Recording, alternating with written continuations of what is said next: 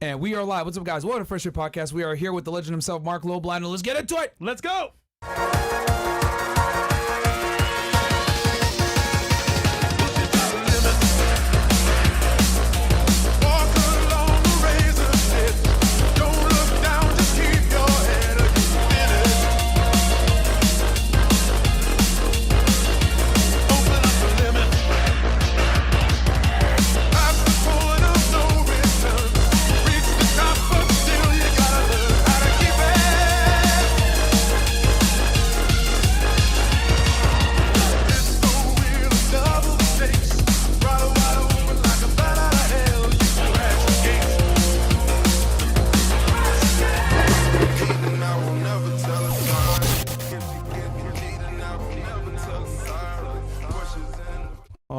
We are live. What's up, guys? Welcome to the Fresh Air Podcast. Guys, sorry for the delay.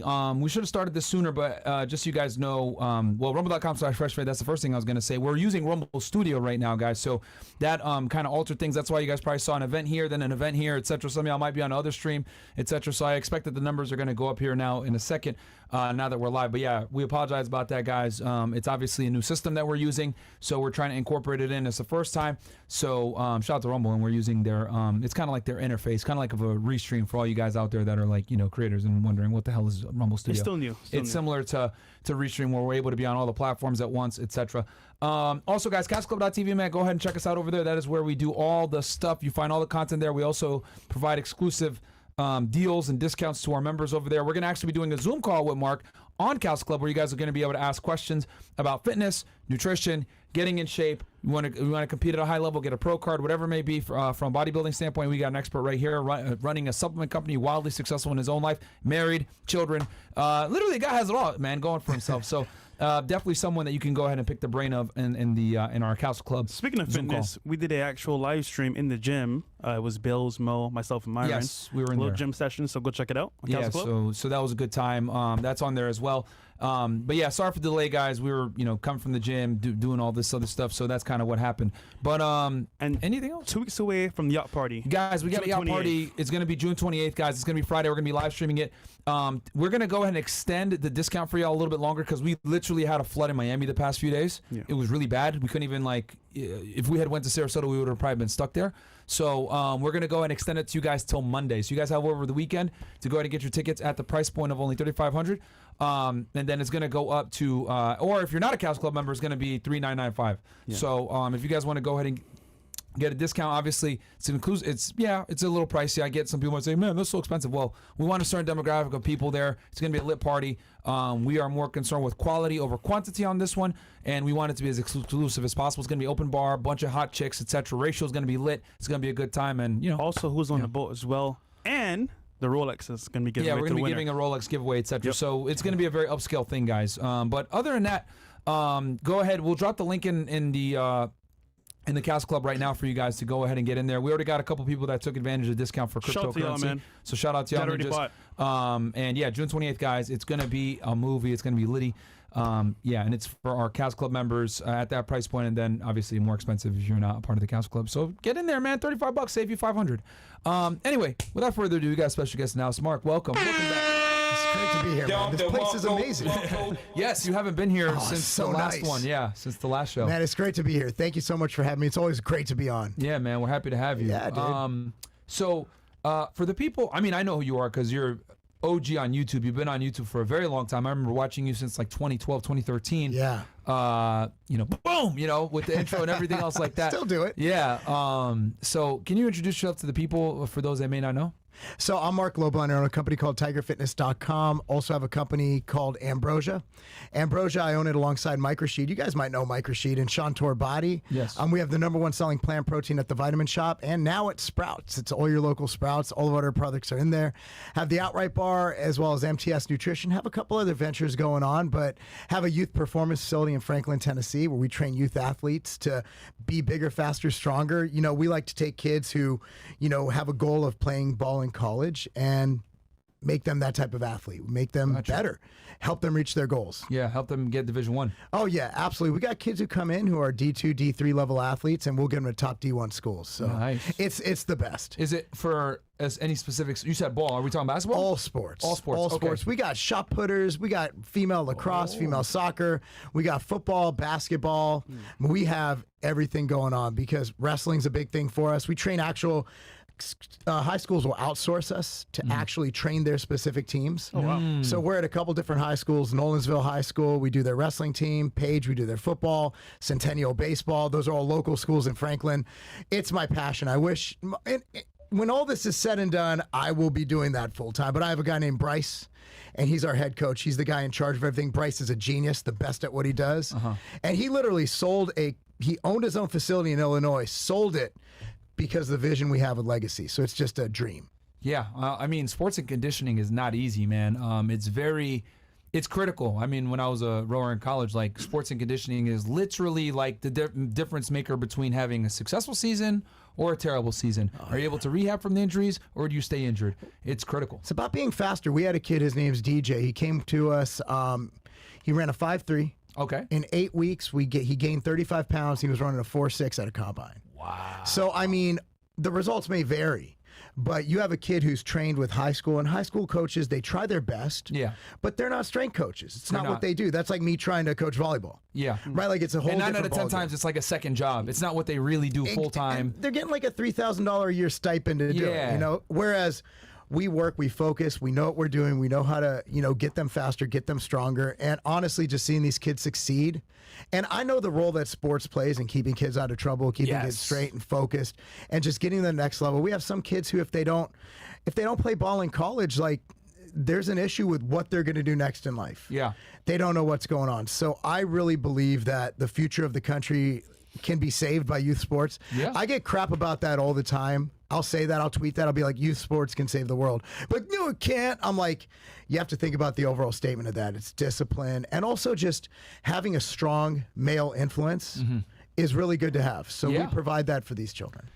Man, I was on Twitter yesterday, and Tom Brady gave a very moving speech. I saw it, and talking about, sports. Matter of fact, can we pull up my Twitter? I want the people to kind of hear this. And he talked about, playing sports, how important it is to building character. Obviously, you're suffering, it sucks, etc. You're tired, you don't want to do it, but it leads to so many other benefits. And I remember as an athlete in college, and I played sports when I was in high school too. Obviously, not at the same level as like Division I, but it really turned me into the man I am today, and it kept me away from a lot of stupid shit. Like I never had an interest in trying drugs or smoking weed or skipping school or doing anything like that because I knew I had to keep my grades up. And then when I was in college, I knew obviously I had to keep my grades up even higher to be able to continue to participate.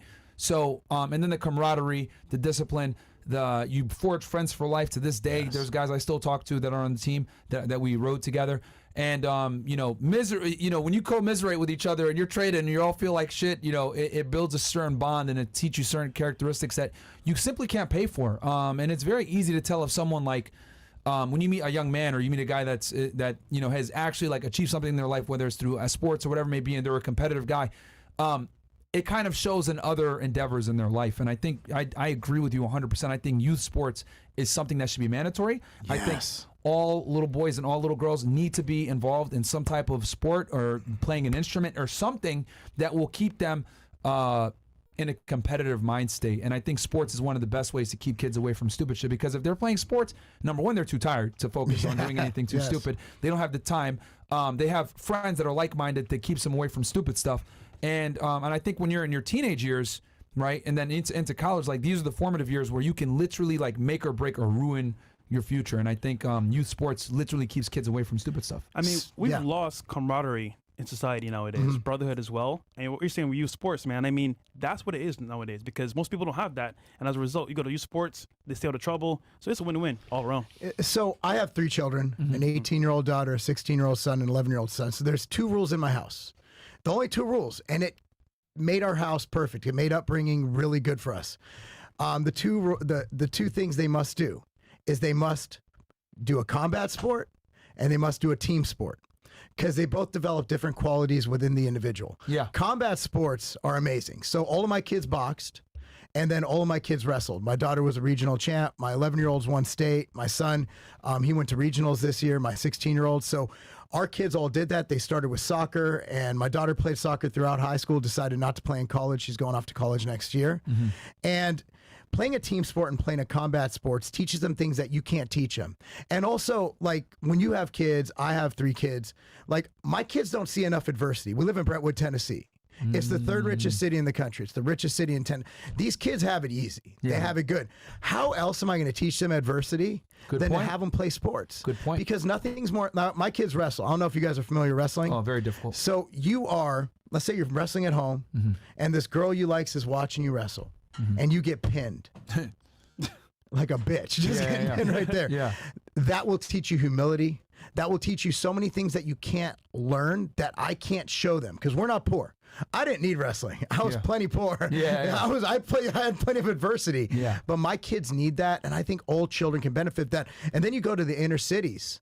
What'll keep these kids out of trouble? You look at all these kids who, go to college and get out of their situation. Some kid in the inner city, and that's their ticket out.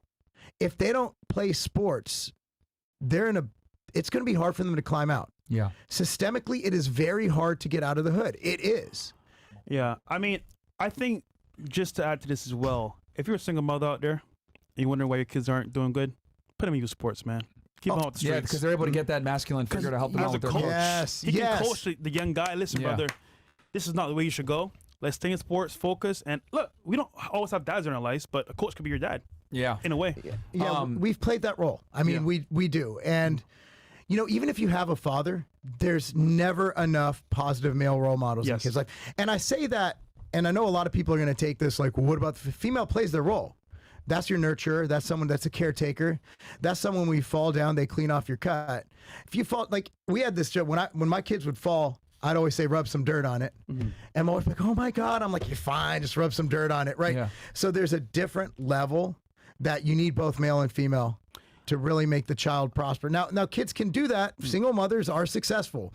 But if you're a numbers guy like me, statistically, you're more likely to succeed in a dual parent household. Yeah, absolutely. It's just the numbers don't lie. It's irrefutable. I have some friends in NFL that legit call their coaches over their dad sometimes. I'm like, wow, that's crazy. Oh, that bond is strong. We get that a lot. We get that a lot. I mean, I see kids that I coached. I remember my son played his old soccer team from Illinois, and I coached those kids.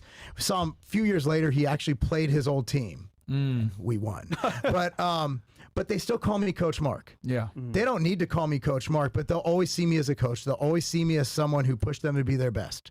Yeah. And that's the beauty of coaching. That's why I encourage every person watching, whether you have children, want to have children, hell, you have nephews and nieces, coach. Get out there. You don't even have to be good. Be an assistant coach for your kid's football team, soccer team. Be the equipment manager. Just be there for them. It is the greatest experience ever when you coach your children. I coach my son's football team, my 10-year-old's football team. By the way, we won the championship, met the governor and everything. Not bragging. But no, I'm saying the best experience ever is out there coaching my kid, coaching the other kids. And these kids just, look, man, they just want to perform. They want to succeed, and they're learning things. They're learning that, guess what? This everybody gets a trophy. It still doesn't work in football. Yeah. Because you know what? The team we beat for the championship, they weren't at the Music City Bowl meeting Governor Bill Lee. That was us. Yeah. And guess who saw us on TV? The kids we beat. Yep. So you got to learn right there. In life, there are winners and losers. Yep. And we say that straight up to the parents. It's like, look, if you want a touchy-feely facility that's going to be like, well, it's okay if you lose, go next door. Because that's not us. We play to win. Yeah. Because that's life. There's just so many like unalienable lessons you learn from competing in sports, and I really can't even. Let's play this clip right here that I got from Tom Brady. I think Patrick Bet David over there at Valuetainment played this, and I literally got goosebumps because as he's telling this story, I remember waking up at 5 o'clock in the morning and being sore and being barely able to get out of bed with a fucking icy hot on my back and like just being in pain at all times, and just being miserable, saying, fuck, I don't want to do this shit. And guys, I wasn't a scholarship athlete. I did that shit for free. I was a walk-on. So like for me, I had even more incentive to like want to quit and not do it. But I said, you know what? I'm not going to be a bitch. I'm not going to quit on my teammates because they fucking need me. So this speech was really powerful. Let's go ahead and play it real quick. I would encourage everyone to play football for the simple reason that it is hard. It's hard when you're young to wake up in the off season at 6 a.m. to go train and work out, knowing that all your friends are sleeping in and eating pancakes. It's hard when you're on your way to practice, weighed down with all your gear, and it's 90 degrees out and all the other kids are at the pool or at the beach, and your body is already completely exhausted from workouts in 2-a-days. It's hard to throw, catch, block, and tackle, and hit kids when they're way bigger and way more developed than you, only to go home that night bruised and battered and strained, but knowing you have to show up again the next day for just the chance to try again. But understand this, life is hard.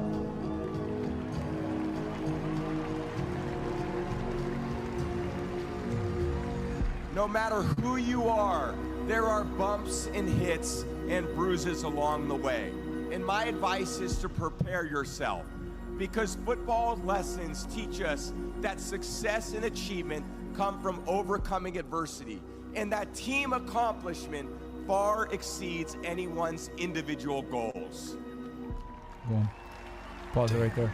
Yeah, that brings tears to yeah, my eyes. and that brought back like all the, because I remember vividly, like I was at the time I was playing, because the way Northeastern University works is like there's something called co-op, right, where you take a year where you're not in classes but you work a full-time job.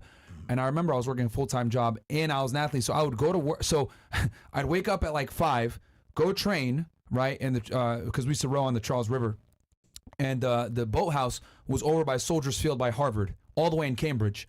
So we'd take a bus out there and we'd do practice. I'd be done around 8:30ish, 9, right? From 5 to like 8 to 9. Then I would take my bike and I'd ride it all the way back on Starro Drive. For all my people from Boston, you guys know what I'm talking about here. I would go from Soldiers Field all the way up to Boston. I would take Starro Drive all the way to North Station, because that's where the government building was that I interned at. 10 Causeway Street. I'll never fucking forget this shit. Right by where the Celtics play, TD Garden. I'd ride it all the way there. Then I'd leave work at around 5:30ish. And I'd ride back to Northeastern University, which is over there on Huntington in downtown, right by the Prudential Center. I'd ride my bike there. Then I'd lock it up, change clothes, and then I'd do my second practice where we would lift weights, and then we'd go ahead and jump on an erg and then a run. And then by the time I got to the cafeteria, it'd be like 8, 9 p.m. We're eating, and then I'd go home and I'd pass out and I would do it all over again, wake up. And I did that for years. And it really built a level of character, because I remember I'd be like, when it's too cold to ride my bike back from work, I'd be taking a tea. I'd be like half asleep on the tea, because like I worked a full day and I trained, and then I'm like, what the fuck, I gotta go lift weights now and do another run, like I'm fucking miserable.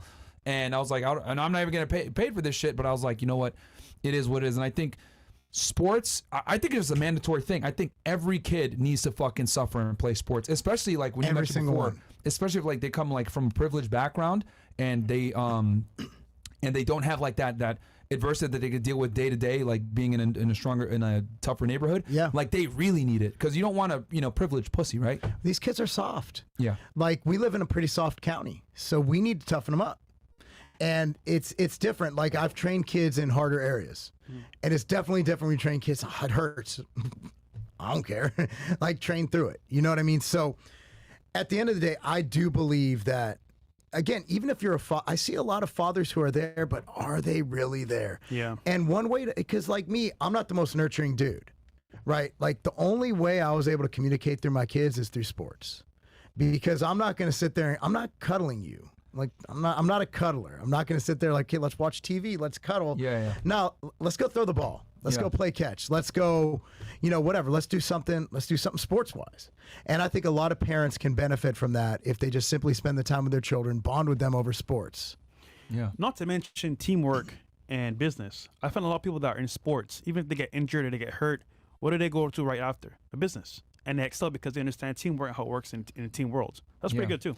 Yeah, you're able also to put things in perspective. Like I remember, like there's nothing worse than like doing a 2K race or a 2,000 meter race, because it like burns in agony, or you do an erg test. And I'd always like think to myself like, oh, well, at least I'm not rowing a 2K. I can do this. Like you're always able to put things in perspective as to like, because it's like extremely painful. Lactic acid buildup to the highest level. I think it's one of the few sports that builds up the most lactic acid, because it's strength with endurance combined, and it's a 6-minute race, but it's like, you still long enough where it's like, you have to have some semblance of endurance too. So, and you're going all out. But yeah, I mean, sports in general, it's amazing how much character it builds, especially for kids. Oh, absolutely. Yeah. When it comes to the gym, what would you say you learned from like all the years in the gym?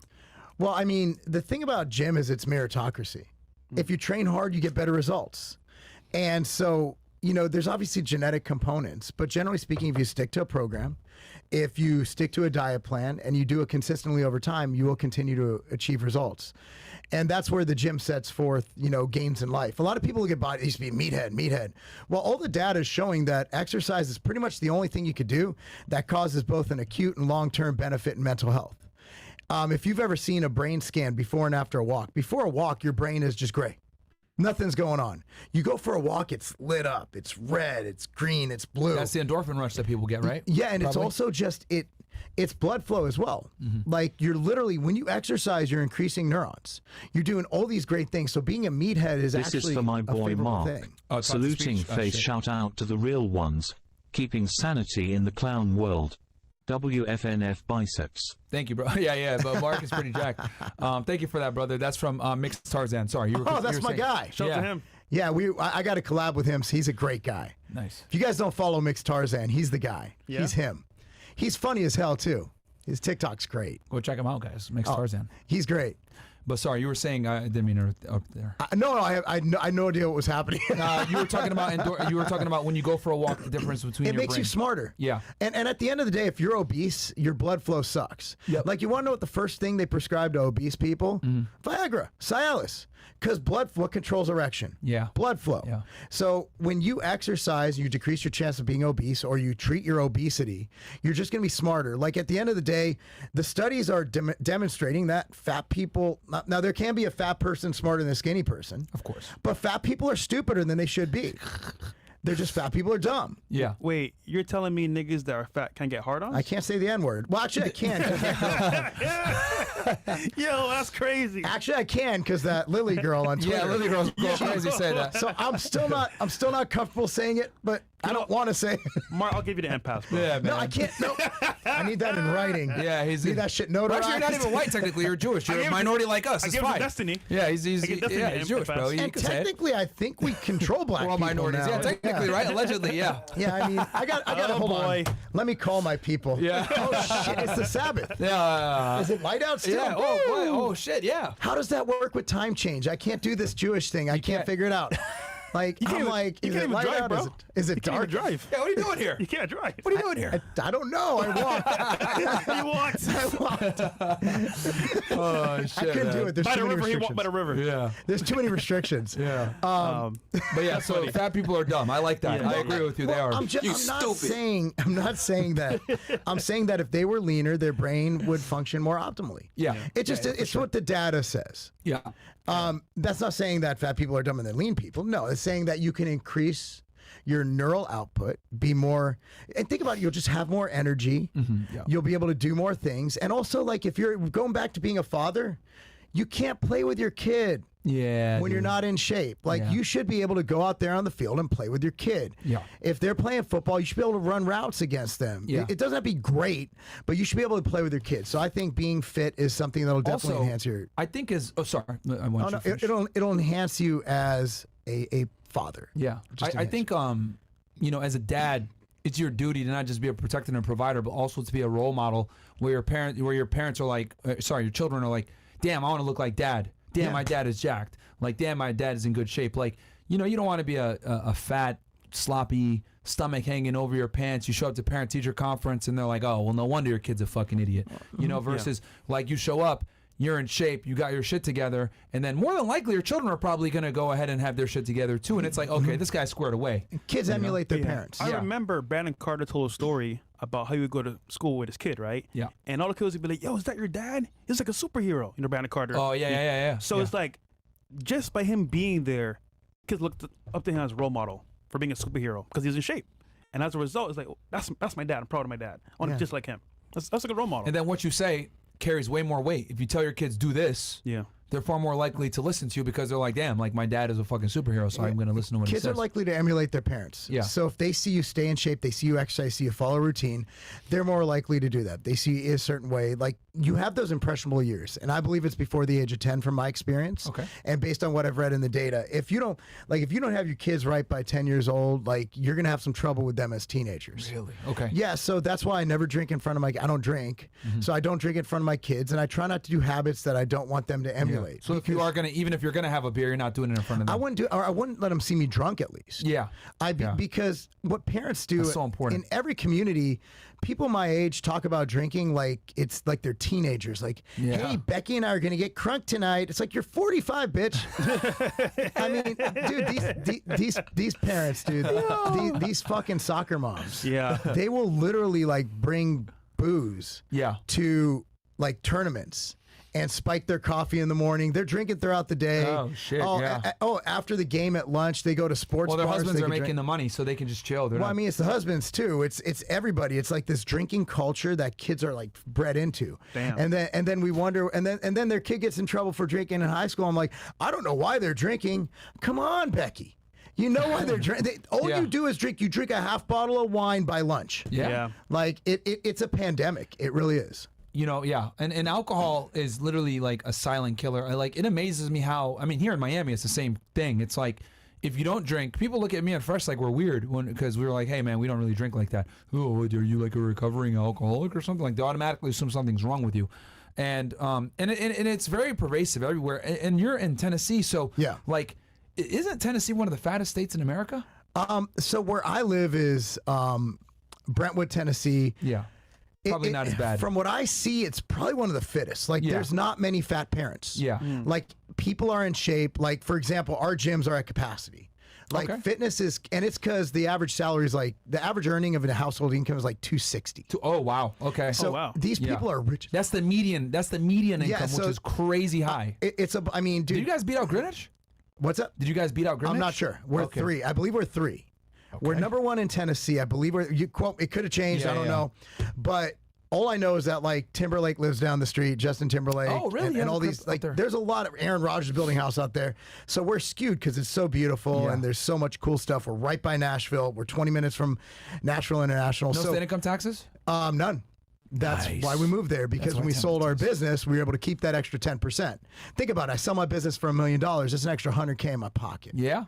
So got to give over to the man. Being that I have like 5 companies that, in the next 5-10 years might sell, I'd be dumb not to move to one of the 5 states that don't have a state income. Absolutely. Dude, I tell people that all the time. I don't know why people are living in California and New York. I grew up in Connecticut myself. I grew up in the shitty area, New Britain Center, not nice area like Greenwich. That's what I was asking. Greenwich is typically always like in the top 5 nicest towns, the highest median incomes. But I say all that to say, like, if you're not living in Florida, Texas, I didn't know Tennessee didn't have state income taxes. So now I'm going to add Tennessee to it. It's beautiful. Nevada, Washington State, I think might not have State it. does not. Does not. So yeah, our CPA. New Hampshire. I believe they do. I believe they do. No, I don't think New Hampshire does either. Someone in the chat, please confirm. I don't think New Hampshire has state income taxes, but someone in the chat, please confirm. That's why I think they have their quote, live free or die. He's like, when you're about a year out, you got to move. You're moving. Go somewhere. It'll be worth it. Even if you lose $100K on your house, it's worth it. Wow. So we got the hell out. We were in Illinois. And it was, Tennessee's weather's gorgeous. So it's like Southern California, but not, it's almost like 70-80%. People? Yeah, and it's based. We're a very base state. Fits my conservative values. Yeah. So, California, now Orange County I could live in. Orange County, California is awesome. But you get into LA County, that's where people get weird. Clown world. And look, man, I'm not, there's a state for everybody. Yeah. I'm just saying with my values, like, I don't want a dude in an outfit spreading his legs in front of my kids in school. I'm sorry. I agree with you. They dig that stuff. We don't. So, look, and we didn't lock down or anything. It's the best state for me. Yeah. But if you don't like what I like, don't move to Tennessee. Like, we don't want you there either. Yeah, they said New Hampshire is no state income tax. God bless New Hampshire. Yeah, it's the only state in New England, I think, that doesn't have state income tax. That's why I remembered. Nice place to be. California's screwed, man. Yeah, dude. California's screwed. The homeless issues, like the taxes, the people. I hate it. Man. Every time I go there, I just do what I got to do and get out of there. I was actually, speaking of fat people, I was there not too long ago. I went and did a collab with Jubilee. And can we pull that video up real fast, Mo? It's like their most viewed video in months. Greg Doucette was there. I saw that. Oh, you did see that? That was great. Okay, and I was talking with the fact... No, but everybody saw that. Okay.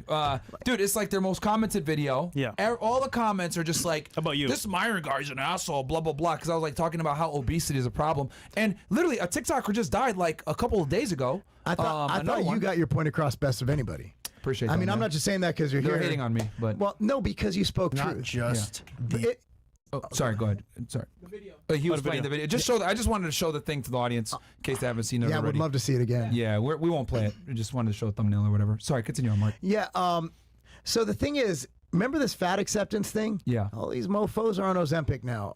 Are you proud to be fat or what? Yeah. Like, what is it? You're willing to take basically an experimental drug that is causing stomach paralysis? I don't think so. I'm not anti-Ozempic.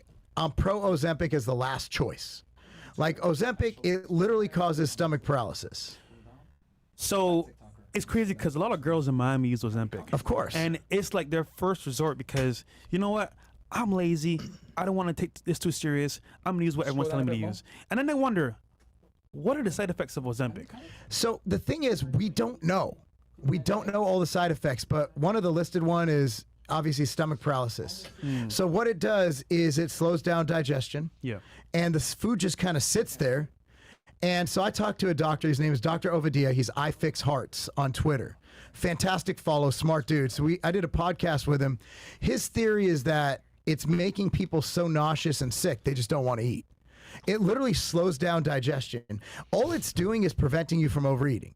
It basically proves that it's calories in, calories out, people. Yeah. That's what Ozempic proved to me. If anything ever proved without a shadow of a doubt that it's calories in, calories out, the problem is they're not able to eat, they're not able to get enough protein. These people are resistance training. So now the studies are showing that it's causing muscle loss. And I don't think Ozempic is eating away muscle. I think it's just causing people to have habits that are making you waste muscle. Yeah. So I don't think Ozempic has some innate catabolic muscle wasting effect for those who don't know what catabolic is. Yeah. I think that what Ozempic's doing is you're not initiating that lifestyle change of getting in a gram of protein per pound of body weight, Yeah. of getting in the resistance training. So when you don't do that and you lose weight, it's going to be muscle.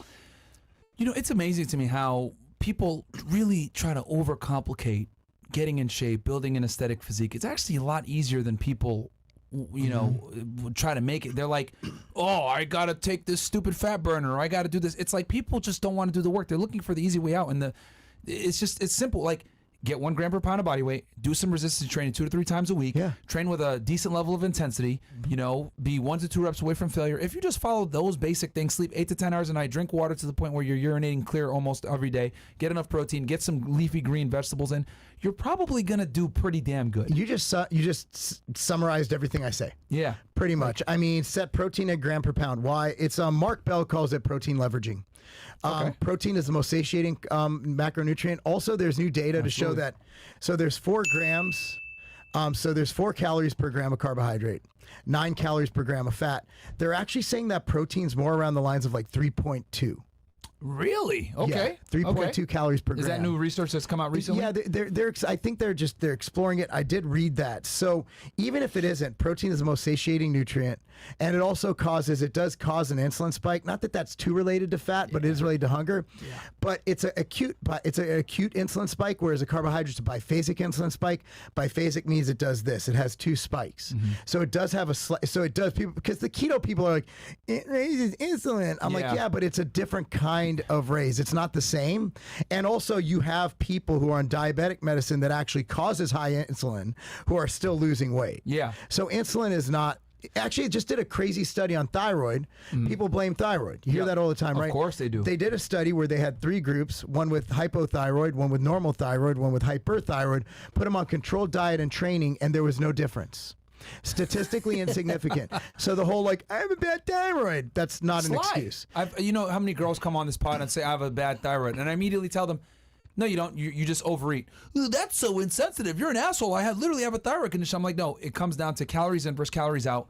That's what it is. It's literally like the law of thermodynamics. I don't know what the fuck is wrong with these people. They just want to make excuses. And then I love that you mentioned insulin, because insulin is like the boogeyman in the fitness industry. It spikes insulin, which is bad. Oh, who Who gives a fuck if your insulin is spiked? If you're in a calorie deficit, it doesn't matter. It doesn't matter. Like if and they've done, and I've seen this too. I don't know if you're familiar with the study where I think they did this with rats, if I'm not mistaken. Correct me if I'm wrong. Where they fed rats, a bunch of, it was either rats or people, I forget what it was, but they fed them a diet filled with sugar, shitty foods that you are traditionally unhealthy, right? But they controlled calories, and then they had people that were eating like somewhat healthy foods. They did human studies on this. They did human studies too, right? But they controlled the calories, and most importantly, they controlled protein. Yeah. No difference in weight loss, and health markers improved on both sides, regardless of the sugar consumed and all the insulin spikes that they want to say. Obviously, eating a healthier diet is better long term, but if calories are controlled, that's the most important thing. And it's crazy to me how like this isn't mainstream in the industry. They're always like, I call it like they always want to run to like the shit that doesn't matter as much. They're like worried about the details versus like the overall most important thing. Like these fitness influencers will say, oh, don't spike sugar, don't drink energy drinks, they're so bad for you, eating sugar will kill you, blah, blah, all this other bullshit. But it's like what you should be saying is control your calories and make sure that you're eating at a deficit or in maintenance if you want to maintain your weight. And then we could talk about the sugar and the lifestyle and all this other shit. But it's like calories in, calories out is like the most important thing. But like, why does no one ever talk about this shit? So the health markers improve from old diets. Yeah. Because you're losing weight. Yeah. As long as, and what does keto do? You're cutting out an entire fucking macronutrient.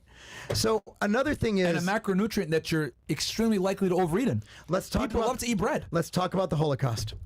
Were there any fucking fat people there? They weren't. No. Yeah. Well, according to some people, they didn't happen. But were there any fat people in the fake pictures? Yeah. No, there wasn't. There wasn't. So here's the deal.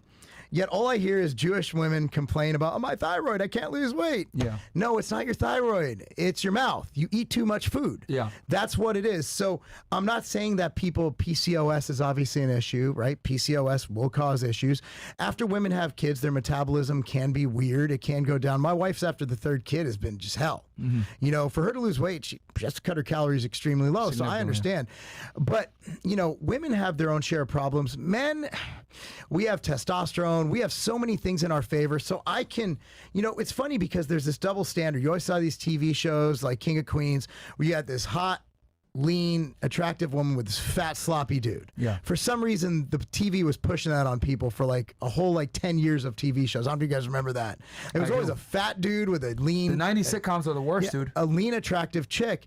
And the bottom line is, it's not that hard to lose fat. Family Matters, Fresh Prince of Bel-Air. Vivian was always like thin, but Phil was fat as hell. Uncle Phil. Yeah, cartoons like Family Guy. Yeah, same like thing. Lois is in shape. Meanwhile, Peter Griffin is a fat ass. Like, yeah, dude. Like these sitcoms. What was that? Yeah. Modern Family. Right. Like all these shows, you're 100% right. Married with Children. Like the guy was always a bumbling idiot, out of shape, etc., and the wife was like kind of like a prize, so to speak. Or we could talk about the whole psyop of that. Yeah. Like they're just trying to make men weak and dumb. Yeah. Like at the end of the day, we need masculinity, and being physically fit is masculine. You know, being able to provide for your family is masculine. Being able to protect your family physically is masculine. Yep. You know, we need more of that in society. Men need to stop being so fucking weak. Yeah. We just have weak men, and that leads to a very, very endangered society. Our society is at risk when we have weak men. Yeah. And right now, men are at an all-time weak. We have the same testosterone levels at 20 years old now that we did than 70-year-olds did in the 70s. Yeah. Can you explain it? It's not microplastics. I think it's obesity. Yeah. Everybody points to these bogeymans, right? Like, oh no, it's water. It's microplastics. It's seed oils. It's this. They didn't have seed oils in the 70s. Yeah. Shut the fuck up. They were eating Twinkies by the friggin' gallon. They were just they didn't care what they ate. They had less information than we do now. That was when packaged foods were really crushing it too. Yeah. Everybody thinks everybody just shopped the perimeter in the 80s. Yeah. Nah, dude, in the 80s we were eating Hungry Man dinners, bro. Oh yeah. Like, that Holy shit fuck, Hungry Man. Hey, I'm old. That shit came out like, slam it down, put it in the microwave, and like, but the mashed potatoes were always frozen. Like the meat would be like fucking bubbling and boiling, and the mashed potatoes are somehow frozen. Yep. And guess what? In the 1980s, who do we have? Arnold Schwarzenegger, Yes. Sylvester Stallone. We had obviously Ivan Drago. All these guys were in fucking crazy shape because they trained. Right? So you can a outrun little bit of roids here and there too, but like the point God is bless that the 80s they ate worse than we do now, and they had less information than we do now. Damn. So here's the thing. Like I was talking to my buddy Dr. Joey Antonio. He's the CEO of the ISSN, and it blew my mind. Oh, the training certification. Yeah. Okay. So ISSN is I was actually the first sponsor of the ISSN with Scivation. Yeah. Pretty proud of that. Way back in the I'm day. glad they didn't fail, because then I'd be like, I don't know those guys. Yeah. No, but they're like the premier journal. Yeah. And Jose is the CEO. So Jose said something the other day that blew my fucking mind. He's like, you can't outrun a bad diet. And this guy's he's not just like some wacko online who's sunning his balls. Like, this is a guy who's an OG, right? And he's a professor. He's a literal professor at multiple universities. He's like, you can't outrun a bad diet. So training is the catalyst for everything. You think diet and then training. Remember, diet's 80%. Diets, that's bullshit. Training is everything, because all that shit doesn't matter unless you train. Yeah. Training elicits so many things. You think about, talk about insulin. How do you increase your GLUT4 receptors? By training, weight training. Resistance training is the fountain of youth. It is. If I was just out running around doing, my joints would be killing me. If I wasn't lifting heavy shit, I wouldn't be crushing life right now. Yeah. And for the steroid comments that will come across, I am on TRT. Yeah. I am on 150 milligrams of testosterone and 2 IU a week and 2 IUs of HGH 5 days a week. That's an anti-aging protocol. And guess what? 50% of Brentwood is, because that's what rich people do. We take shit that makes us feel better. Yeah. And if you're deficient in testosterone, if you're aging, by all means. Am I saying that if your levels are great to go fucking inject? No. Yeah. I want your testosterone at a nice level. I keep mine at 900 to 1100. That's high normal. Once you get extra physiological, that's when you start messing with dying. Yeah. Right? Super physiological is not good. Yeah. Having normal testosterone, good. Having low testosterone, bad. Very bad. So if naturally you have lower testosterone, maybe it's from age, maybe it's from shit you did in the past, maybe you drank too much, maybe you didn't sleep enough as a kid, or as a young. My shit dropped when I was 27 because I didn't sleep. Yep. And it never came back, no matter what I did. So I went on TRT. Best decision of my life. If my testosterone was naturally above 500, I would not be on injectable TRT. Yeah. It sucks. You have to pin yourself. Yeah. It sucks. That's not fun. Every week for the rest of your life, you have to put it. That's the thing that sucks. But I mean, everybody's like, oh, he's muscular because he's on steroids. Man, I was winning NPC shows as natural. And then I found out my shit was, so I mean. But and NPC isn't tested, so that's a big feat. Oh, no. To hit NPC, to win NPCs naturally is fucking hard. Or maybe I just joined shows that people sucked at. Maybe that was, well, to win NPC naturally is fucking a feat, because everyone knows NPC. I mean, at least to my knowledge, hard. Unless it's changed, it's not drug tested. NPC's no, it's not. It's what not. does NPC stand for? National Physique Committee, and I'm an IFBB Pro, which is it's the only pro card you can get really that matters. I mean, there's natural pro cards, but it's like being an Arena Football League player. You're a pro football player, but are you? So yeah, I got my IFBB Pro card when I was 41. And but I also I don't want to. Feat, by the way, congratulations. I don't want to die. Yeah. That's my main thing. I wear a stupid whoop strap on my ankle. I'm always monitoring my. If I was on a ton of steroids, my resting heart rate would not be 48. Yeah, that's. I wouldn't have a resting blood pressure of 110 over 70. I wouldn't have. So I look at it like, okay, how can we maximize our life and utilize modern technique? I know we're all like, Big Pharma. Big Pharma does some things right. There's something. It's keeping a lot of people alive longer than they should be. That made really bad decisions. Like we talk shit about statins and beta blockers. There's people who would have died 10 years earlier without them. Wow. I think if I'm just people. worried. Go ahead. I'm just worried about my balls shrinking. Because, bro, I'm just keeping it being with you, bro. That can't happen to me. Well, so the good thing is, the smaller the balls, the bigger your penis looks. It's all relative, right? That's why you shouldn't train legs. Smaller quads, bigger penis. There you go, man. My thing is and the thing with Big Pharma, because I've been very critical of Big Pharma, obviously they have a place, they do help people live longer, etc. But a lot of the times these people, right? I mean, outside of just being unlucky and getting really bad, debilitating diseases that they couldn't help. A lot of it is preventable, right? Heart disease is the #1 killer in America, and most of these people are just too fat. It's is obesity. What it comes down to. Obesity is the main root problem. It's the #1 comorbidity. Period. And it's made the pharmaceutical companies extremely rich. They want you fat and sick. They want you. They want you fat and sick because you have one drug that. So for what's going to happen with Ozempic? It's causing stomach paralysis. So they're going to come out with something that's going to make people poop, and it's going to be prescriptions. So they're going to prescribe them both together. That goes from $1,200 a month to $2,000 a month, because I guarantee you they're not going to make it cheap. Yep. Get patent on it for a few years, so they won't be able to have generic. Yep. So Ozempic is going to be the biggest increase in healthcare costs we're going to have. $1,200 a month. $1,200 a month. Wow. And what they do is whack-a-mole. Let's say we don't know yet. Maybe we do. Let's say that thing they forced everyone to get that I can't talk about. Yeah. Let's say it does jab. Yeah. Let's say it does cause heart problems. Yeah. What are they going to do? What do you think Pfizer recently invested in? They bought some heart medicine companies. They literally bought companies that develop heart medication. Of course. So, I mean, you have to look at where the money is. Now, do I think Big Pharma is evil? No. I think they do a lot of good, right? However, they're a business. They have a board to answer to. And as someone who's worked for boards and answers to boards, every week I have to go in front of them and show them a spreadsheet and show them our profit. And I also get paid on that profit. It's profit sharing, right? Yeah. So you look at that and you're a CEO, you're Albert Bourla of Pfizer, and you have to show numbers. You're going to find whatever way you can. So you're going to, it's whack-a-mole. You're going to fix this problem. You're going to create this problem. And that's what happens. The medication that you take, this is why I hate Big Pharma. I'm very anti-medicine, anti all this other crap. However, I do understand it does serve a purpose for certain people where they need the medicine. But my thing is I look at it like, typically they'll give you a medicine and then that medicine creates other problems that now you need another medicine to fix those problems. And it's kind of like a leapfrog effect where it's like you're getting more and more medication to stave off problems that came from the very medication that you bought originally, right? And then at some point, it ends up being worse than the original ailment you had in the first place, that why you went to go get the medication. So I'm like, holy shit, I you know, this is why I'm so big on like people just like eat 80% of your diet from healthy foods, right? That have 1 to 2 ingredients, and you're gonna that'll be good. help a lot of the just going for an evening walk. Yeah. Just going for an evening walk will improve your health that much more. I have family that actually are practicing doctors, and they used to work for big companies, you know? And they told us basically what they would do is they would just give you medication to make you feel good, in a way, to kind of subdue the actual illness, but to create more chain reactions so you get more medicine. So it's a never-ending effect. So she left that company and went to her own company, but that's what the business is. You pay for, you know, their services to get medication, but it's to keep you in the loop always. Yeah. And there's people that do need it, right? Like though I don't like Big Pharma, I do understand absolutely that they are keeping a good amount of people alive with the medicine and, you know, the medical advancements that we've had as a society. But I do genuinely believe that a lot of the problems that we have, like heart disease, for example, can be a solved. lot of it is preventable. You know, where we don't need to go ahead and give all this medicine out, but it's because people have really bad choices. And I agree with you, Mark, that like we want to keep people fat, we want to keep them stupid, we want to keep them unaware of what's going on, and then dissenting voices are either shamed, insulted, guilted, or whatever it may be. Like that video, right?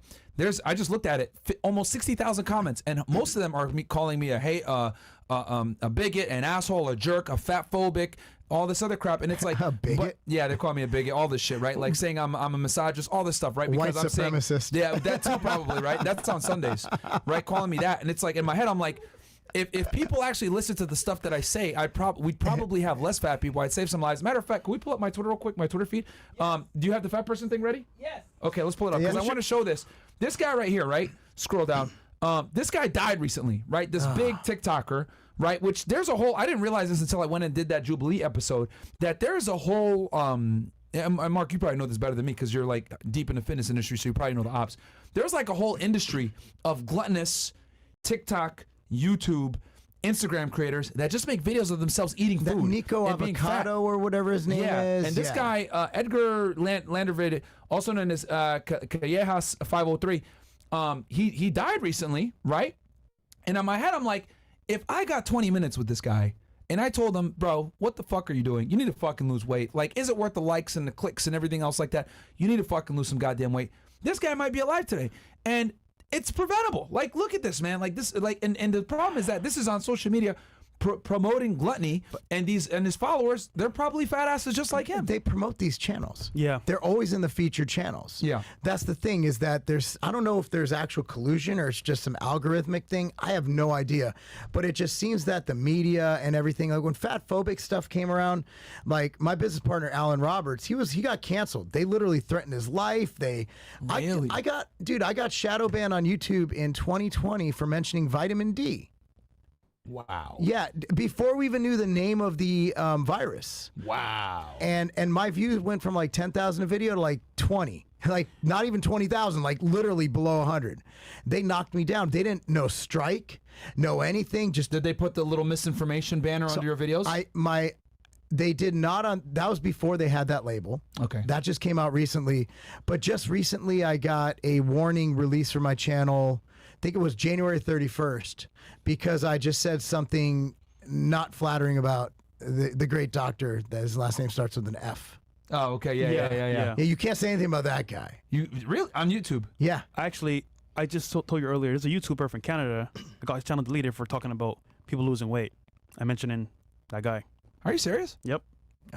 He literally just had he just was testifying recently too. Yeah. On I forget where he was testifying under oath, talking about how like he gets his life threatened and people want to kill him. Who and is he this gets guy? hate mail But to every lose day. your channel though is kind of crazy though. That is, Who is this yeah. guy?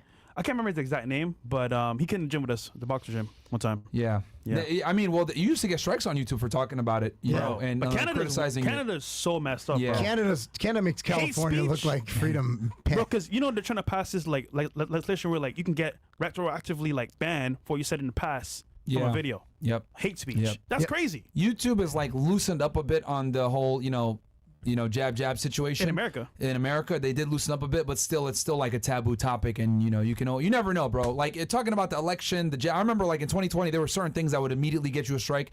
Jab, election, any of that stuff would automatically get you like hit with a strike. Well, they actually have some competition now. There's competing platforms Like Rumble, Kick. Yeah, and I think Truth will make a run too. They're dumb not to. They have the money to do it. True Social? Yeah. Oh, yeah, they recently got a huge bump. And then X as well. Shout out to Elon. He unbanned a bunch of creators. He brought Alex Jones back, which I thought was awesome. Nick Fuentes brought all these guys back. Yeah. See, I want everybody out there. Yeah. I want everybody to say everything. I want to know where people stand. Like so they only empower those people when they deplatform them, because then They do. It literally gives them more notoriety, and it's like, well, why are they silencing them?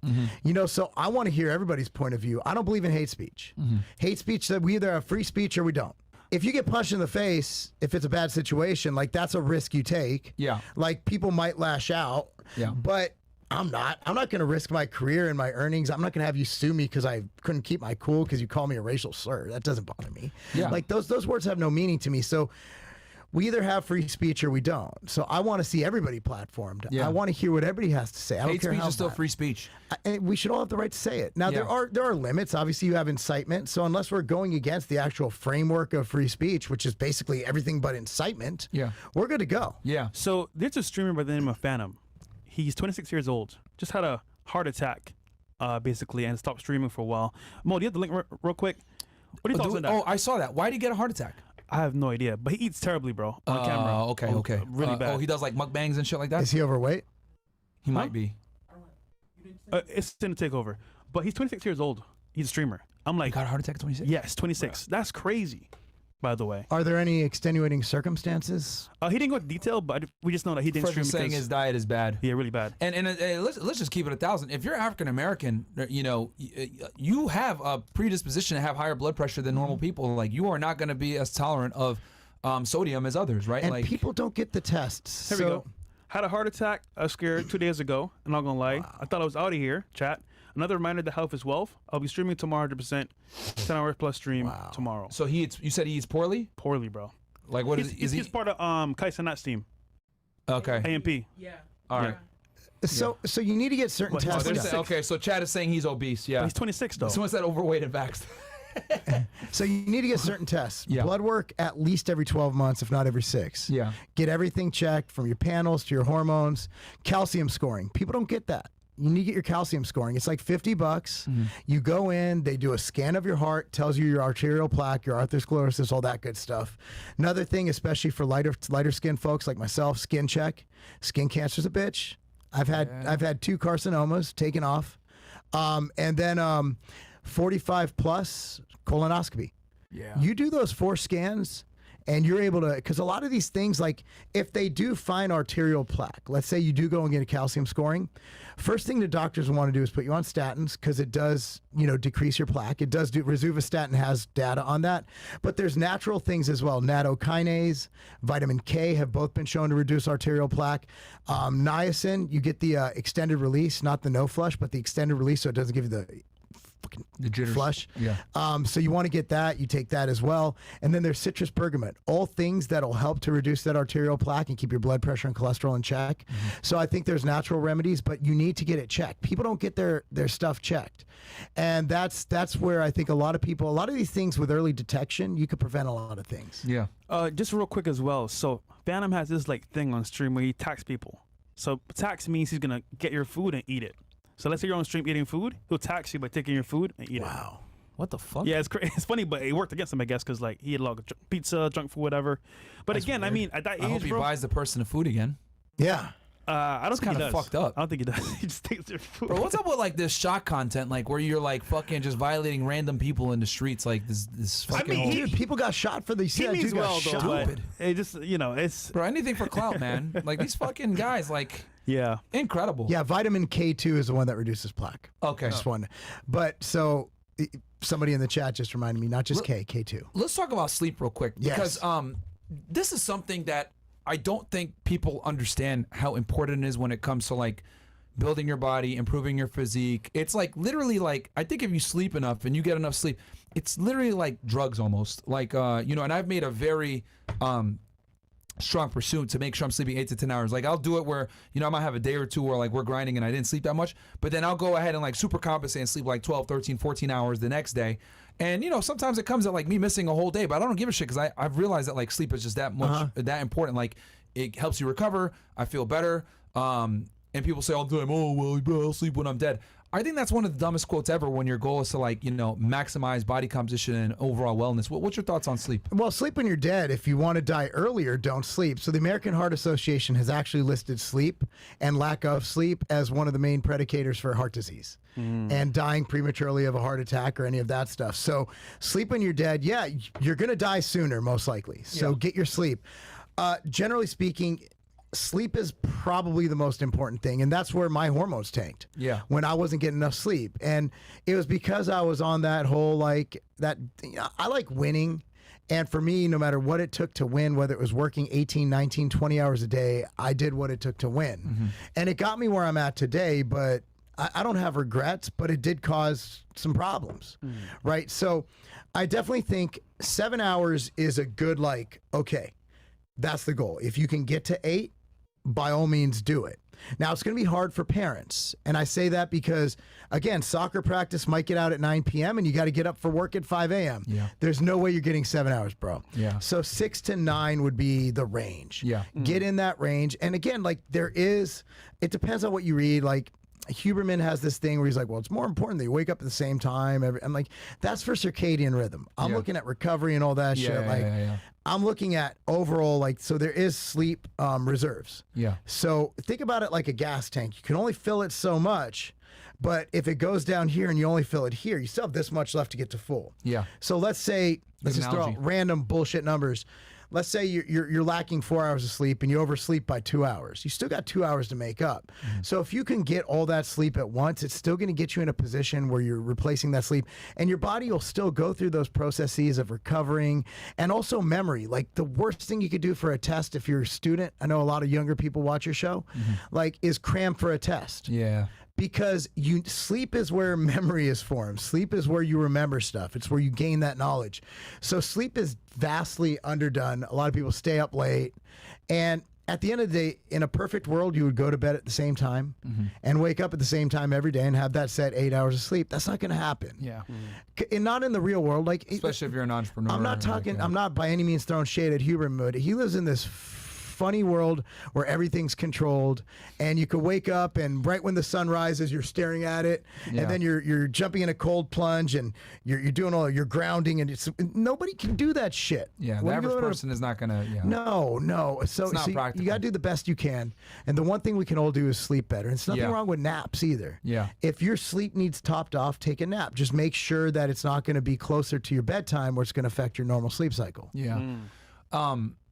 I think sleep is actually one of the most anabolic things you could do that's like natural, and I think it's something that's been like significantly underrated in the fitness world, because especially if your goal is like improving your body composition, like building more lean body mass, and while dropping off body fat, sleep is one of the best things you can do. I mean, if you're sleeping 8 to 10 hours a night, eating 1 gram per pound of body weight of protein, you're drinking that water I mentioned, you're eating leafy greens, 80% of your diet is from wholesome, nutritious food, the other 20% you can have a Pop-Tart here or there or whatever, and you're counting your calories and you're maintaining, where you're at calorie maintenance, right, of your TDE, you're going to be in a pretty damn good spot. You're going to feel better. You're going to look better. You're going to improve your body composition in general, depending on what your goals are.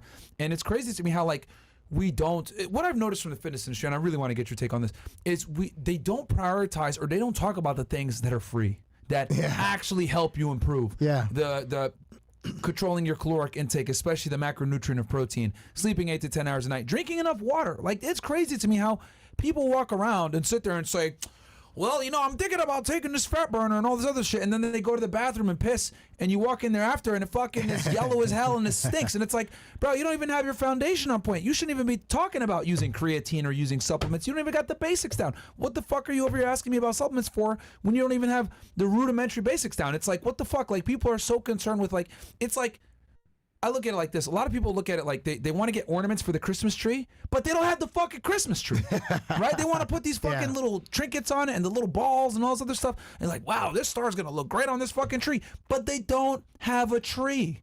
It's like, if you want to decorate the tree, that's fine, but buy the fucking tree first. And people don't understand that the tree is the rudimentary basics of what it takes. And it's amazing to me how, like, the fitness industry, there's obviously honest guys like you, Lane Norton, you know, Huberman.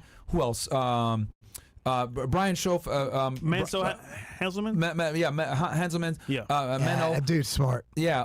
Who else? I'm trying to think that are evidence-based. Brad Schoenfeld, etc. Like, you guys are honest with the people where it's like, look, and you own a supplement company, right? And you're still, dude, you don't need none of this shit. Do this, and then you want to supplement. Awesome. We want to get that extra 10%, and that's why, like, I've always liked Tiger Fitness. Bought a bunch of stuff from the website. You guys should go support them at tigerfitness.com. Yeah, please, man. The economy sucks. Yeah, we got bills to pay. But it's like, you're brutally honest with this, where even though it doesn't, like, help your bottom line, and I've always, that's one thing I've always really respected about you. I appreciate that, but I get the most angry people get is in Instagram DMs when they'll be like, "Hey, what fat burn you recommend?" And I'm like, "Well, what's your diet like? I just want to know fat burner." No, let's get to the root of it. Like, and people want a quick fix. They don't want the work. Yeah. Look, man, I make supplements. If I can make the perfect supplements where I didn't have to train so hard that everything always fucking hurts, like, I'd make it. It just doesn't exist. So I look at it this way: like, if you were to just take that wall and paint it pink, it wouldn't work. You got to put primer on it, right? Yeah. So in order for your body to lose fat effectively, you got to make sure it has primer. So you got to make sure your health is in order. So a lot of people look at the outsides and they don't look at the insides. And, you know, if they insist I recommend something, like, cool, here's our multivitamin pack, Immortal, and Nectar, which is that's from Ambrosia, which is our organ health. Take that. It's health. What's that going to do to help me lose fat? Well, it's going to make you healthier. Well, that doesn't burn fat. I'm like, okay. You know what burns fat? Like, if you're looking at, see, supplements do just that. They supplement. They don't. It's in the root of the Hence word. the name. They don't substitute. There's no substitution for training. Nothing works unless you do. Period. Maya Angelou quote that we use for our site, that we've trademarked in the fitness industry, because it's what I've always stood for. I'm not gonna forsake myself for a couple extra bucks and lie to people. At the end of the day, it comes down to work. It comes down to discipline. But dieting for the general population isn't that hard. I mean, for people to get as big as they are, they have to eat a lot of food. Like, they have to really eat a lot to be as big as they are. But if people simply, again, resistance train, like you said earlier, 2-3 times a week, if you're serious, 4 or 5, right? And then did some cardiovascular. Now, you don't have to even plan cardio. If you live in a place like Miami, just walk. Like, you can walk everywhere here. It's crazy. You just have to be hot and female with a halter top. That's what I've learned today. And it's not a bad thing. And I mean, drink enough water. And that's the thing. People don't hydrate enough. People are severely dehydrated. And hydration will keep you from getting hungry. Sleep. You're talking about sleep. Fucks with your performance significantly, too. Like, I've gotten to a point now, because I remember just being, when I was an athlete, like, my coach would drill this into us. If you go into the bathroom and you piss and it comes out yellow, you should be angry at yourself. Like, what are you doing? Like, I will push back a gym session sometimes where, like, I'm supposed to go to the gym at like 2 and I'll piss and it's like bright yellow. I'll be like, oh my God. And I'll wait like an hour. I'll drink more water and then I'll, like, make sure I'm pissing somewhat clear before I go, because it does hinder performance to a degree. I mean, maybe not to the same significance of an hour, but it's like, I don't think people understand, like, the importance of hydration and how much it can fuck you up if you're not hydrated. And sleep. You were talking about that earlier. Like, Menno I didn't get a chance to read the study. Like, he posted it while I was on the flight, but that sleep actually, if you don't get enough sleep, I think it was like 5 hours versus 8 hours.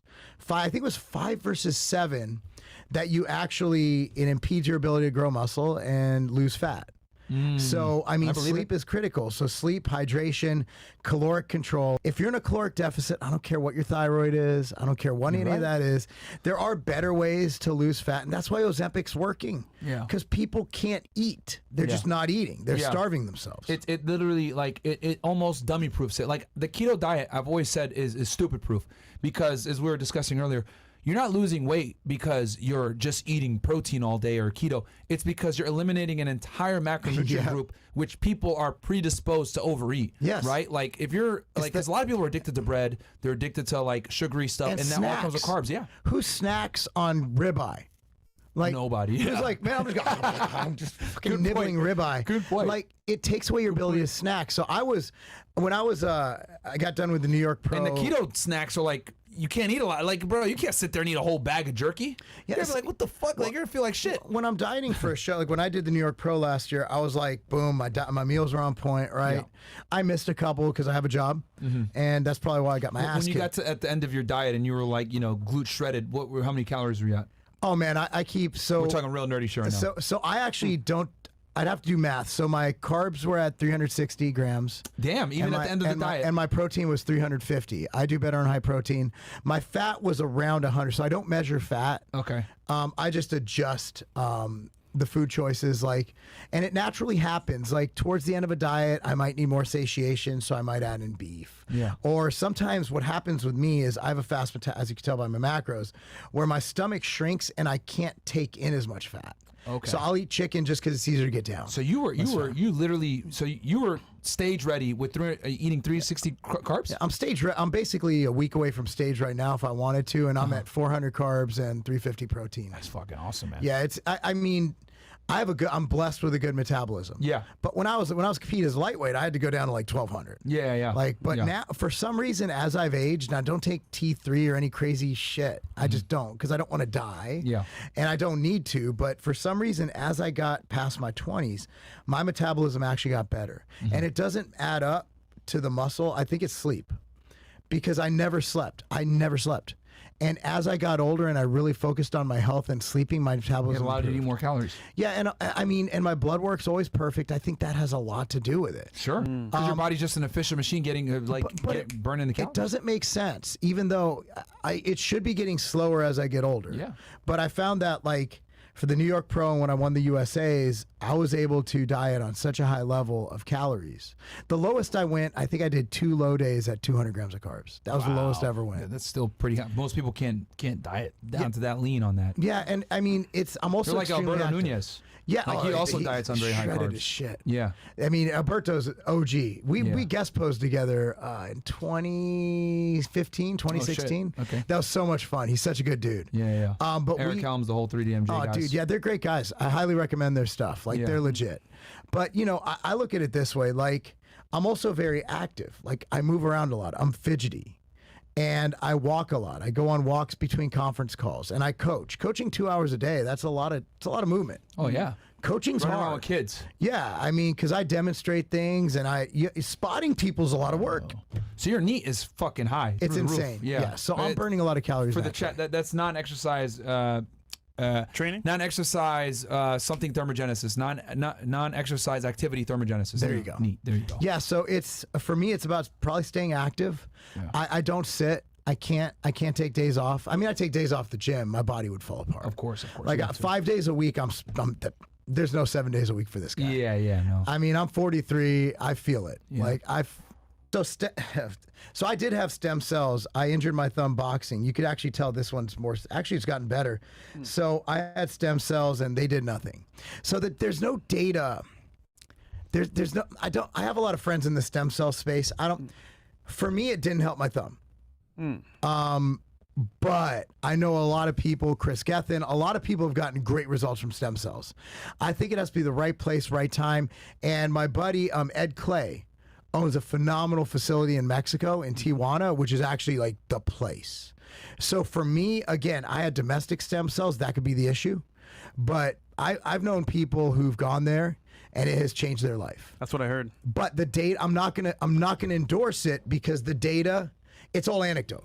So the data is like, we don't have the data that it really does much of anything. So, you're going to have to go by people's anecdote. Yeah. And again, the problem with anecdote, and again, everything we have in science was found by anecdote. Like Arnold didn't have studies showing that what he was doing worked. He did it. It worked. People were like, we should study that shit. Science, yeah. Yeah, that's bro science in a A lot of nutshell, bro right? science, yeah. So what I look at it as is that it's doing something for some people. Is it placebo? I don't know. But it's very expensive.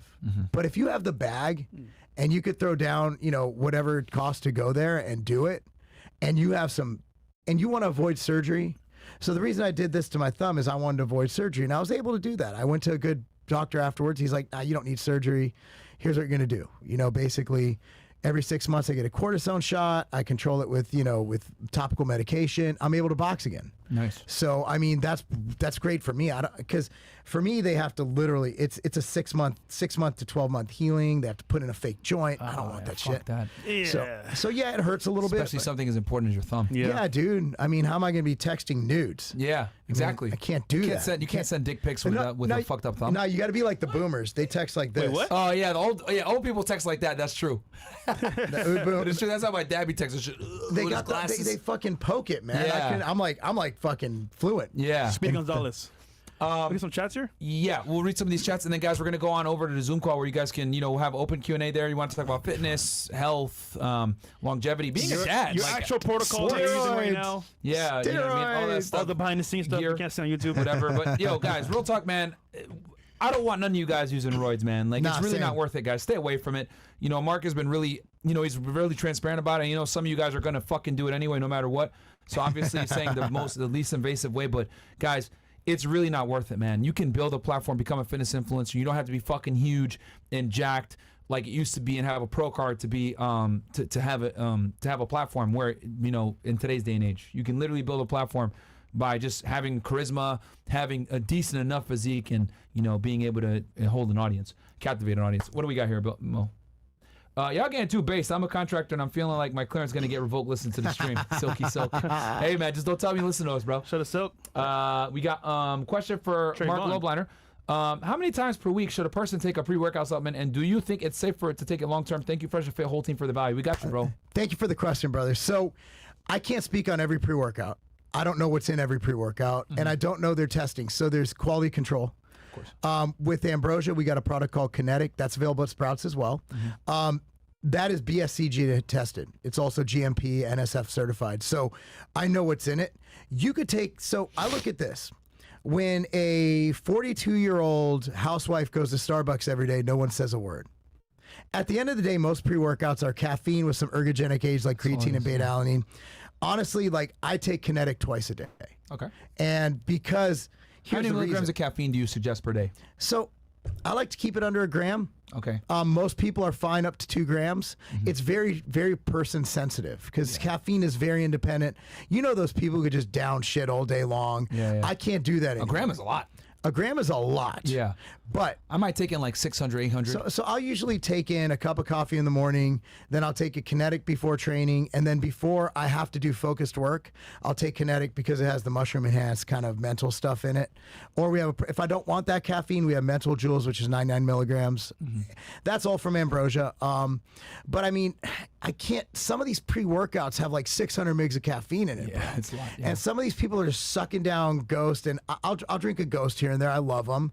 But I think some people are just so, it's addicted to caffeine. It almost becomes like it knocks down your energy. Yeah. Because overstimulating with caffeine, your adrenals just shut down. Yeah. So if you take in too much caffeine, assuming it's under the range that'll kill you, because there is an LD50 for caffeine, it can kill you.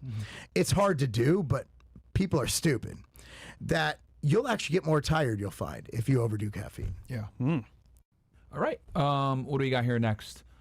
And Mark, how old are you, by the way, for the audience, so they know? 43. 43, looking great, man. Pause. All right. Question for Marc Lobliner. Oh, no, sorry.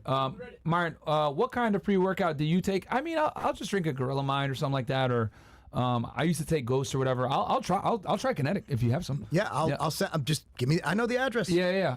Send it. I'll definitely check it out. Those protein bars you put me on with last time were really fucking good. By the way, appreciate it. Those are good, man. Thank you. Yeah, fucking fantastic. I meant to tell you that. Hey, Mark, I've had chronic arthritis in 7 joints that doctors couldn't figure out how to treat after I got Lyme disease. keto has helped me help treat the pain down from 10 out of 10 to a 2 out of 10, but I've read the keto really negatively affects testosterone. I'm down 32 pounds, but I feel a bit lethargic. Do you recommend I check my test and see if it's low? What should I do? I was 675 before. Well, congratulations on the weight loss, bro. Oh, man. So this is awesome. I love this question. Thank you for asking this. Number one is Lyme disease is most certainly a bitch. Number two is I didn't even realize people still get that shit. Number two is I don't care what's going on. You should get your blood work every 6 to 12 months, no matter what. So do that anyway. Go get it immediately. Number three is I don't give a fuck what keto does about your testosterone. You brought your arthritis pain from 10 out of 10 to 2 out of 10. Keep doing keto. That's a W. Keto's working for you. Keep doing it. Keto is, and carnivore, its applications is it takes away all potential inflammatory foods. So there are applications for carnivore. I'm not anti-carnivore. I'm not anti-keto. Yeah. I think every diet has an application. Absolutely. And that's fantastic. I'm I really think happy. the diet there's no best diet. Whenever people ask me this, I think the best diet is the one that you can adhere to that helps you feel the best. Yeah. Everyone is different. Some people need to have a ketogenic diet to feel better. Some people need carbohydrates or else they can't function. And Everyone's different. Lyme disease is debilitating. Yeah. It is so Dude, I didn't bad. even realize people still get that shit, man. Oh, yeah. I got a good friend who has it. What is Like, that? it's spread by ticks normally. Yep. So it's like, yeah, dude, it's Oh, kind from of like dogs and shit. yeah, you can get it from your dog, yeah. Or by living in Tennessee. yeah, all over if the your damn dog isn't place. like clean and shit, that's why it's so important to take care of your dog. But like, Hey man, that nigga hero never give. Yo, hero, bro. yeah, You better be good, bro. but there's like, isn't there like, there's like cures for Lyme disease now, or is it still? Nah, it's still, you just have to treat it. Damn, okay. It's terrible. Wow. Yeah, it's. I don't see it often, man. I remember I used to see it a lot. Like, How do as you a get kid. it from a tick? Growing up Yeah. as a kid, It's I a remember tick it was a big disease. thing in the 90s, in the early 2000s. So Like, hold on, you're it telling was me a problem. your But dog has ticks and then they bite you, you get Lyme disease? Yeah, they have to like latch on and do what ticks do. well, yeah, the ticks can come from the dog to you. Ooh. It can come from anywhere. You get it just from walking in the woods. Yeah, you can Like walk I in always the- check. Like we went hiking in Chattanooga last weekend, and I was like, Ooh. "Man, we got to check everything because they'll hide. Like they'll Yeah. get up in areas, man, armpits and shit." Yeah, Yeah, dude, it's bad. Yo. I just, Yo, bro. I just haven't heard it. Like, because I don't know if I'm showing my age here. Please remind me, correct me if I'm wrong. Like, was there like a big campaign in the 90s to like combat ticks and combat Lyme yeah. disease? Mhm. And I Bro. mean, we still give our dogs tick medicine, and Yeah. I mean, it's still a thing. I'll tell you this, bro. They better take off.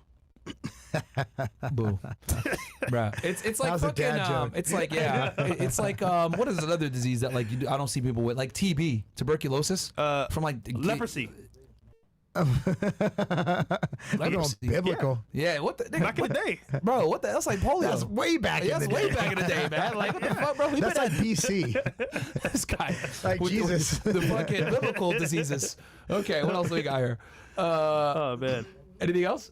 We got some more. All right, then, guys, we're going to do a Zoom call with Mark after this, Right by the way. now. So, guys, come on over Yeah. here in a second. Caslteclub.tv, Yeah. man. We're going to be doing a Zoom call. Stream is going to continue on over there. I've been hooked on Chipotle for the past month, thanks to Myron and lost 5 pounds. I think you need a Chipotle as a sponsor now. You need it. Guys, the thing I like about Chipotle is you can easily track the calories, man. So here's what I love about Chipotle. When I'm prepping, and not like serious, so I'm like a few weeks. It's chicken and rice. So I'll Simple. literally at the beginning of the day, they open at like 11. Yeah. I'll get 4 chicken and rice, and I'm good. Yep. Double meat and rice and grilled peppers. Yep. And I'm set for the day. You don't do the beans? When I'm prepping, here's why. I usually eat it while driving, and the beans are much sloppier. So if I'm on like a road show, So if something I'm like, spills or something, you'll be fine. I don't sit and eat, man. I'm always moving, so I'm Yeah. like, I got to get to appointment 2. I got it on my lap. I'm like, and I'm wearing bright clothes or something. Yeah. Those beans will fuck you the up. beans will fuck up your clothes, man. hell yeah. So I would eat the Because they have them drenched in that fucking sauce. I love the beans. I'll Yeah. get the beans if I'm sitting. Yeah. Because I know you guys are gonna ask. I always get white rice, black beans, double chicken. Yep. Or steak sometimes if it's a bowl. And then mild salsa and corn. That's it. You know yeah, what the I steak's get? leaner than the chicken. Hey, Yeah. man. That's Steak has less calories than chicken, yeah. in their thing. Yeah, Yes? Chipotle. Damn. It's sirloin. It's lean as hell. Okay. Well, you can guess what I get because I'm black. But I get brown rice, pinto beans, double chicken. Oh, yeah. Can I get a little bit more chicken on the side, please? Thank you so much. Corn, mild salsa. And if I'm happy, I get vinaigrette sauce. How is that a black order? Like that? Yeah, I that would wasn't not a have black guessed order that. at Double all. chicken, bro. That doesn't help. It wasn't fried. Yeah, it wasn't fried, so it doesn't count, man. All right, I'm trying. I'm like, I didn't know they serve watermelon at Chipotle. Yeah, I was gonna say, if it's not water, if you're not a watermelon warrior, you're not really Hey, black, man, great gorilla mind. You Yeah. ain't black. Yeah, you ain't black. You gotta be a watermelon warrior. What else do we got here? What's up next? I'm sorry. Retributor sent a $1 He did tip. it. I I'm appreciate it. surrounded. I love it. WFNF That gym wasn't hate stream. speech. Myron loves seeing your team at the gym working to better themselves. Get Chris Bumass in the gym stream too. I love to see the whole FNF cast. Jack pausing flex on the haters. Yes, okay. we did a video earlier on Caslteclub. It is on there right now. We're in the gym. Me, Mo, Bills, and Myron. Oh yeah. By the way, Mark is good with. This is an athletic question. Let's go ahead and answer this one. This one actually. Mark, what is your opinions on sled push pulls for athletic performance? Fucking do them. I love sleds. Yeah, they are. So Very sleds. good. So here's why I They love burn. sleds. It's all concentric. You don't get sore. I can run a kid into the dirt with sleds because there's no eccentric action.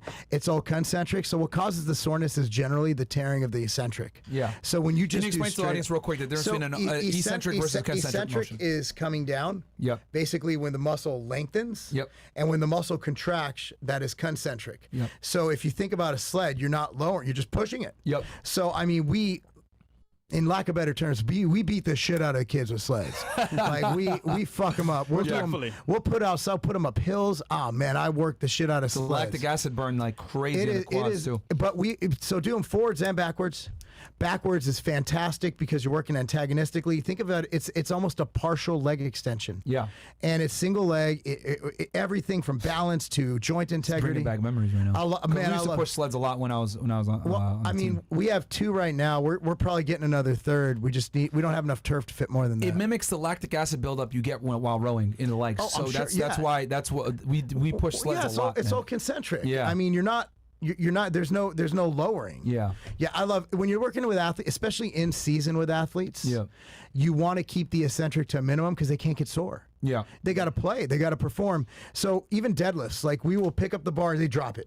Oh, that's a big Pick it one. up, on drop athletes. it. Yeah, pick it up and drop Because it. Yeah. I don't need them getting sore. I don't need that muscular damage. Yeah. People get mad at that at the gym, but it is the actual valid technique for a lot of athletes. Well, that's why I have my own gym. Yeah. And if Exactly. they get mad at me, I'm just kick them out. Yeah.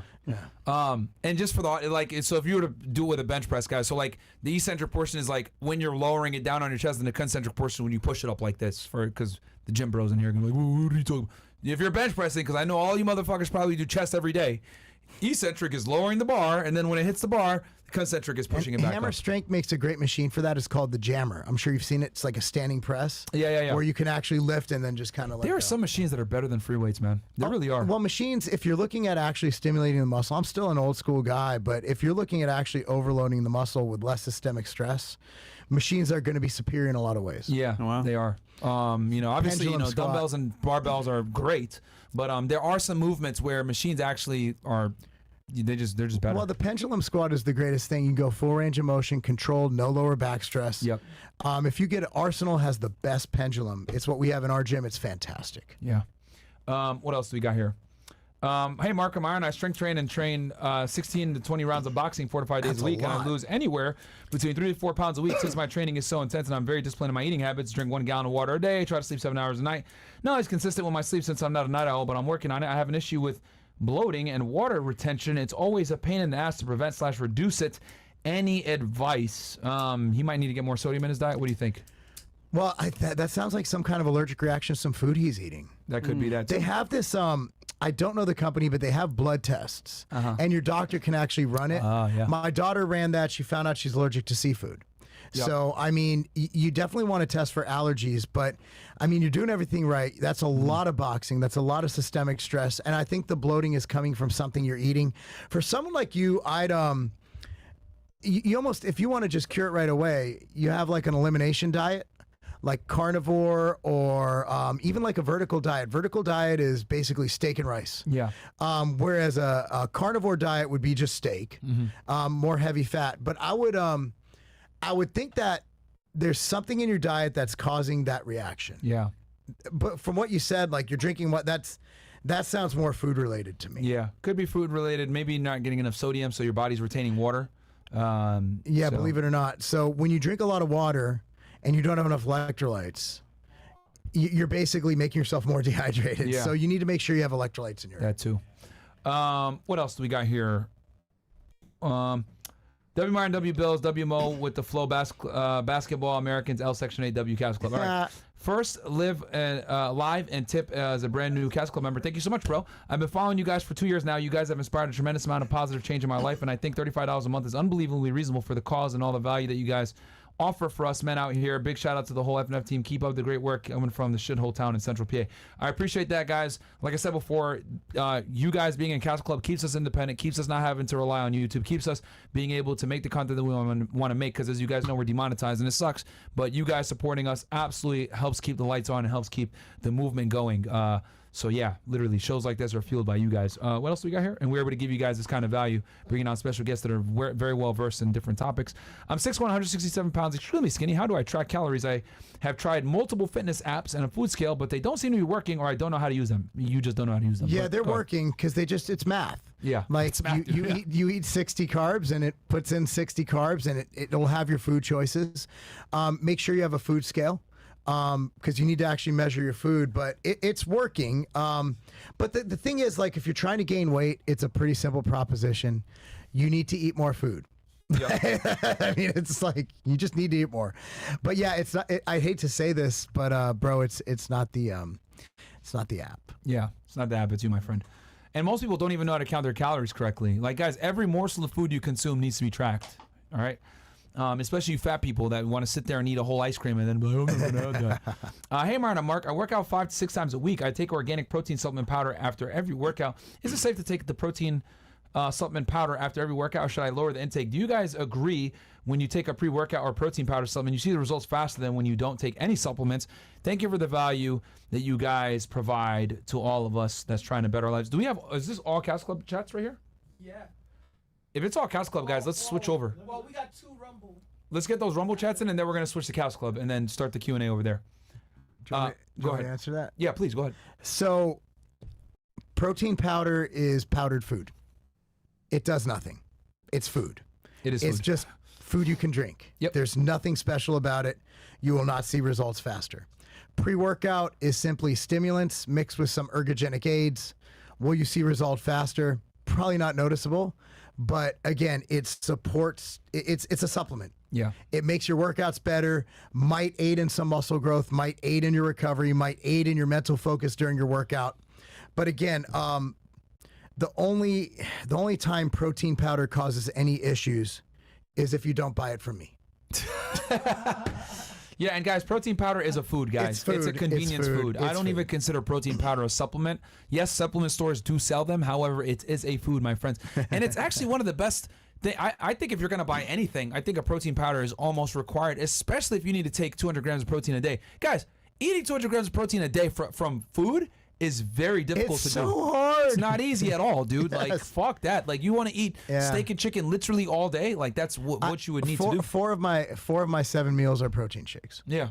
I can't. I just can't. I just don't have time. Yeah. I hate to be that guy, but I literally don't have the time to sit there and be like, yeah. I'm not going to sit there. Like, I take a shake in. If I have a conference call, I'm not going to sit there and eat. I look like a dude. They already think I'm a douchebag for looking like I do. Yeah. Like, I'm not going to be more of a douchebag by sitting there, hold on, it's meal 3. Yeah. It's like, fucking just stupid. Drink a shake. Yeah, drink a shake. You'll be fine, guys. It ain't that serious. What I do is to get my greens in there, I make like a protein shake with spinach, and banana drowns out the taste. Yes. It's good. Spinach is perfect. Yeah, spinach is my favorite green. Kale is good too, but it's disgusting. What do we got fuck here? kale. Ugh, who eats that shit? I'm one of the idiots that does. Durag Myron says, boom, Tiger Fitness, baby. It's actually, boom! Tiger Fitness. I've been following for years. Thanks to Mark for always keeping it real. Back in the day, you and Mr. Piana, R.I.P. Yes, Richard Piana, man. Another guy that was very open about his gear use. To shout out to him as well. Rest in peace to him. Who else do we got? Silent Chaos says, if the OGs, Marc Lobliner and Jason Blaha, leak up and get back in the game like it's 2014, all these new fitness YouTube guys wouldn't stand a chance. Hey, Oh, man, that'd be a beef I don't want to relive. What's he doing nowadays? Is he He's still posting videos, but he still talk shit about everybody? No, he's just powerlifting in his living room. Somebody sent me a video. What? I had no idea. I found out like a month ago he's still on. I said, no way. And he's like, dude, he's like doing this like powerlifting, but with like not too heavy weights. In his like it's in his living room. It's the weirdest thing. You got to watch it. I got to send you the link. I didn't even realize he still fucking makes content. That's fucking wild, bro. He does. Holy shit. Juggernaut Fitness is what it used to be called, right? So he started as Ice Cream Fitness. Yeah. And then he became Juggernaut, and then he was Blaha TV. I There think. you go. Holy shit.